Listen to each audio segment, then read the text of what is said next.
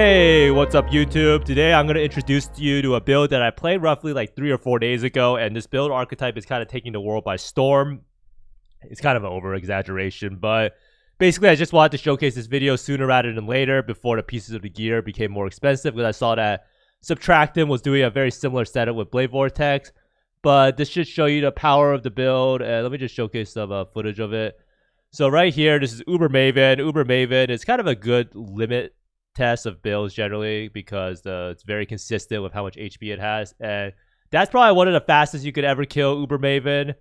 I think the build's around like 300 mil DPS, and that's pretty much what it looks like. Now this build does have a little bit of ramp. Now the reason we want to use Original Sin is a new unique item that Sanctum introduced.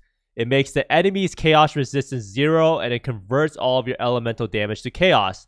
Now you might be wondering, what's so great about converting all of your elemental damage to chaos? Well, the main benefit of chaos is that for these two builds, you have the difference between Omniscience versus going Original Sin. Now, Original Sin, you don't need to worry about penetration. You just need to stand kind of nearby the boss. So if you look at all of these clips, you'll notice that I'm kind of in the mid-range of the boss. I'm still using Far Shot for Tornado Shot, but I'm trying to stand nearby enough so that the boss actually has 0% chaos res. So we don't need to worry about any sort of penetration, and that frees up our amulet slot.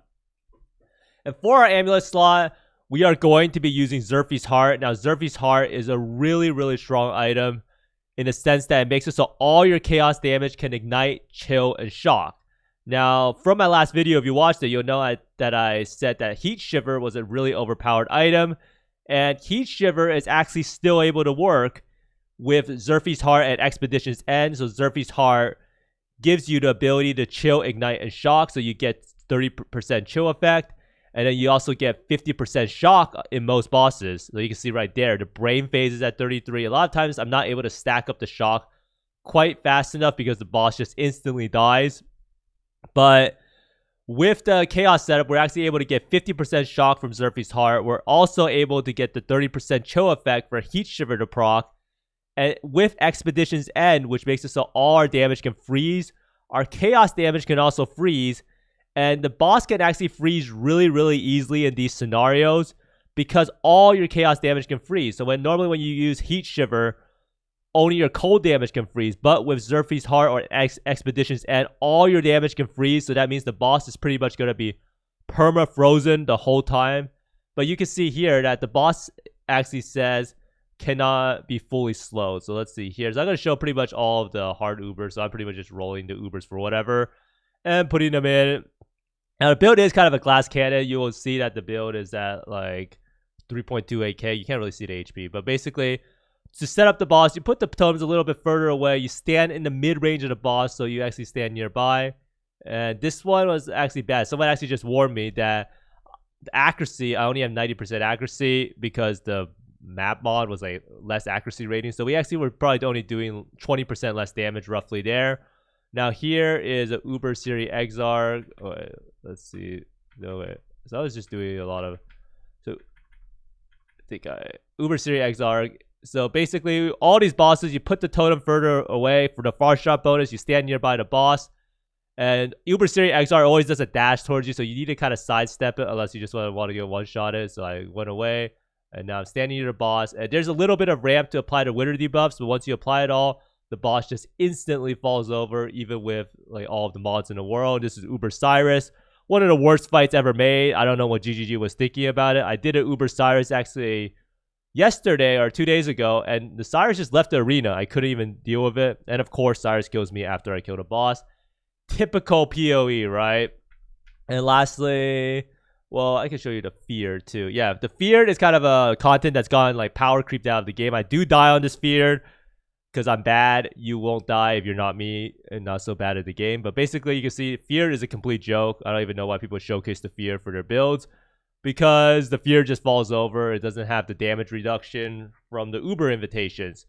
But basically, that's the build, and I'm going to go over all the pieces of the gear, what you actually need to play it, and the downsides of it. So Original Sin, definitely one of the best uniques they've made in a long time. They added a lot of different builds that were previously impossible. Most people have only theory crafted doing Original Sin with like Strength Stacker, and Strength Stacker is an amazing archetype with Original Sin, but there is some more benefit with Original Sin than just doing the Strength Stack archetype. Now, even for Tornado Shot and Omniscience, Original Sin allows you a different way to build the character while providing the same damage and having access to Soul Eater while mapping. So, if you think about it, when you go Chaos damage, what do you actually get? When you do go Chaos damage, you have no need for Elemental Penetration if you're nearby the enemy. And you also benefit from Wither stacks to easily reach 100% more damage if you stack Wither effect. So right now, each Wither stack is around, I think it's 6% more damage, right? So if you get 15 stacks of it, so right here you can see here, without the Wither stacks, it's at 22, and then 15 is at 34 mil. And it all depends on how much more multipliers you have. If you have a lot of more multipliers, it'll be a little bit less. So let's go see right here. Tornado Shot. Oh, this is like 60% more multiplier with Far Shot. So if you actually take off Far Shot, you'll see that it's more 15. So yeah. So you get 100% more damage if you stack Wither effect. Now you might be wondering, how do you actually get these Wither debuffs? Now we are using 2 Tornado Shot setups. We have Divergent, Withering Touch. Divergent gives you a 20% chance to apply an additional stack. So the totems, like as soon as you shoot the totem, you'll instantly apply 15 stacks. So it'll be super, super fast. I do know a lot of people probably use BV for this build, or a Blade Vortex. On Blade Vortex, I'm assuming you probably cast a Spare with the Jewel. So there's a Balance of Terror Jewel. Whenever you cast a Spare, you can get a Wither debuff on hit. And the main thing about when the nearby enemy chaos resistance is 0 is that you could ignore a lot of the mods. So say you go roll like some invitations or something, and you have like Ellie Res or something of the sorts on it. That means that you don't need to worry about it. So it's very, very consistent in terms of damage. And when you do chaos damage only, you can do all map mods. You don't need to worry about Fizz Reflect. You don't need to worry about Ellie Reflect. So it's pretty much a build that can do all map mods. You can do all of the invitation mods without worrying about anything. Now, the one thing is that you do lose out on Omniscience. So let me say, actually I'll go over that later. So Zerphi's Heart and Expedition's End is one of the main synergies of the build that makes it all work together with Original Sin. So Zerphi's Heart allows you to bypass the downsides of chaos damage because you normally can't inflict any shock, chill, or ignite. So Zerphi's Heart makes it so all our chaos damage can ignite, chill, and shock. And as you can see from the POB, all of our damage is actually chaos damage. So all of this chaos damage is actually able to inflict the ailments. So normally this is actually a lot better than the normal cold Tornado Shot variant, because normally only your cold damage can chill, right? But since all of the damage is converted to chaos damage, all your damage theoretically on the cold version would be able to chill, ignite, and shock. So that means that your fire and cold damage would be chilling, igniting, and shock. But normally we only have the cold damage chilling, and then we only have the fire damage shocking. And the fire damage can only shock in the other variant if you have this relic. That's actually kind of rare. I don't even know. Your fire damage can shock relic. This relic is not that common, and it's actually a low weighting. Now, for freezing, we have Expedition's End. So if you look at Expedition's End, it gives you all your damage can freeze, and that means your chaos damage can also freeze. So we have 5 to 10% increased life. Now, the nice part about this chest is freeze chilled enemies as though dealing 100% more damage. So this pretty much means that we can chill or freeze the enemies a lot easier.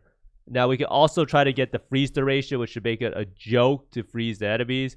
So 60% increased freeze duration on enemies. So the way that freeze works, as you saw my last video, is that you have to do a certain amount of damage so that you could have the freeze happen. And the freeze minimum duration is 0.3 seconds or it gets discarded. So roughly you need to do around 5% of a boss's life per hit in order to freeze the enemy. Now with Expedition's End, you'll probably only need to do 2.5% of the boss's life.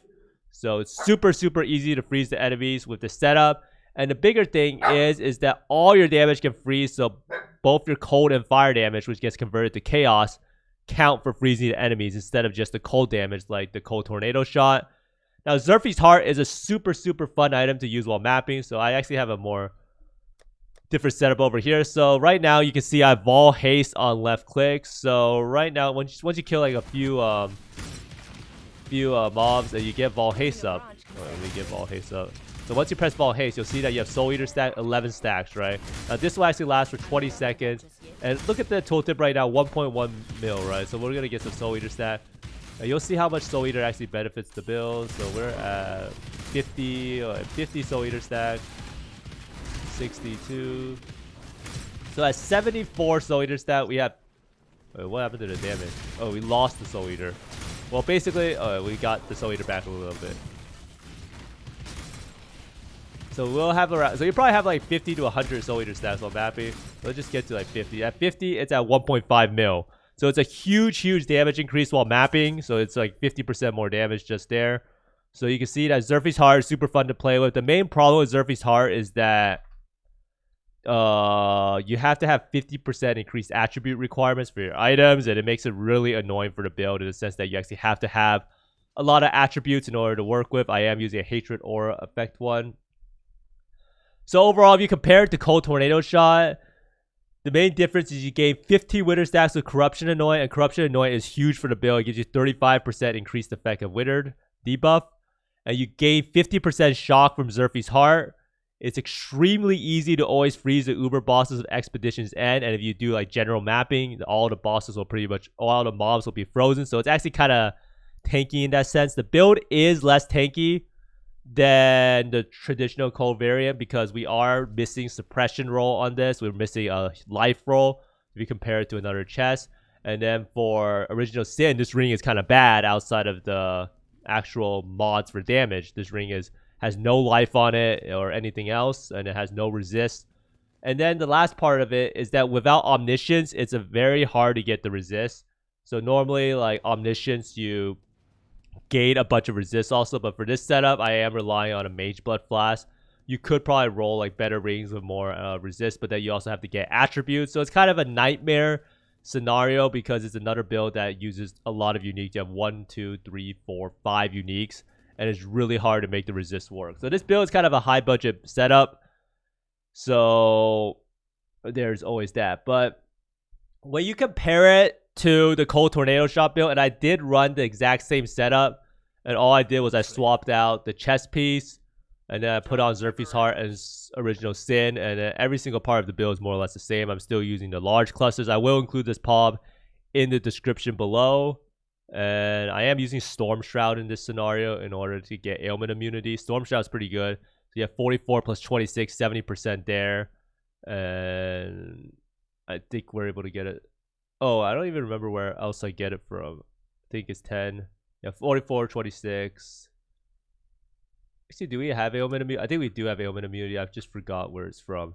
But basically, we have Ricochet here, Forbidden Flames. Massive Thread of Hope is here just because it's just such high value. Lethal Pride here is a percent armor, double damage, attack damage, least life, and then double damage, Intimidate, and then Fire Res. I think this is also another double damage. And right now I'm still running this setup where I have the cooldown recovery, and I was using this to get the Blink Arrow recovery speed. So you can see here, Unnatural Instinct over here.